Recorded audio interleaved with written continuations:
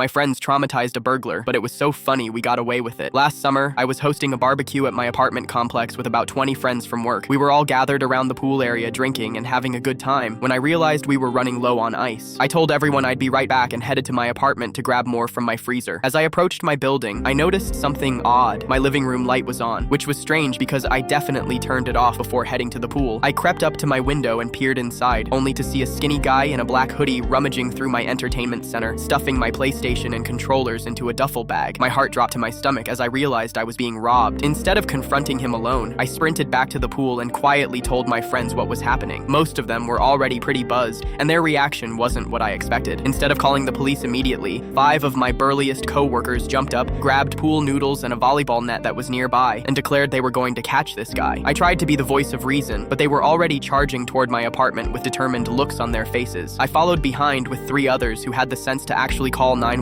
By the time we got back to my place, my drunk friends had formed a perimeter around the building. The timing couldn't have been more perfect. Just as we arrived, the burglar came climbing out my first floor window with my laptop and gaming console in his bag. He froze like a deer in headlights when he saw 10 people staring at him. Before he could react, my friend Derek, who played college football, tackled him to the ground while yelling something about making a citizen's arrest. The burglar was so shocked he didn't even fight back as 3 of my friends pinned him down. That's when things got ridiculous. Someone suggested we secure him until police arrived, which in their drunk logic meant wrapping him in the volleyball net like a human burrito. The poor guy was begging us to just call the cops and let them handle it, promising he'd never break into another apartment again. But my friends were having way too much fun with their capture. They rolled him up so tightly in the net that he looked like a mummified caterpillar with just his head sticking out. Then someone grabbed my garden hose and wrapped it around him for good measure. By this point, the commotion had attracted other neighbors who came out to see what was happening. Instead of being concerned, they started taking pictures and laughing at the sight of this terrified burglar wrapped up like a Christmas present. Someone even brought out their Bluetooth speaker, and suddenly we were having an impromptu "we caught a burglar" party right there on my front lawn. One of my friends, who worked as a face painter at children's parties, even offered to paint the guy's face. He declined, but that didn't stop her from drawing a little mustache on him with her eyeliner while he squirmed helplessly. When the police finally arrived 20 minutes later, they were greeted by the strangest scene. 20 drunk adults dancing around a man completely wrapped in a volleyball net and garden hose with a poorly drawn mustache on his face, while another one bites the dust blasted from a speaker. The officers tried to maintain their professionalism, but I could see them struggling not to laugh. They informed us that this guy was actually a known burglar they'd been trying to catch for weeks. Rather than giving us a lecture about taking the law into our own hands, they thanked us and even took pictures of their own before loading him, still wrapped in the net, into the back of their squad car. The best part? One officer turned to us before leaving and said, "We're keeping the net on him until booking. The guys at the station need to see this." To this day, whenever we have a get-together, someone inevitably brings up the burglar burrito incident, and we all lose it laughing.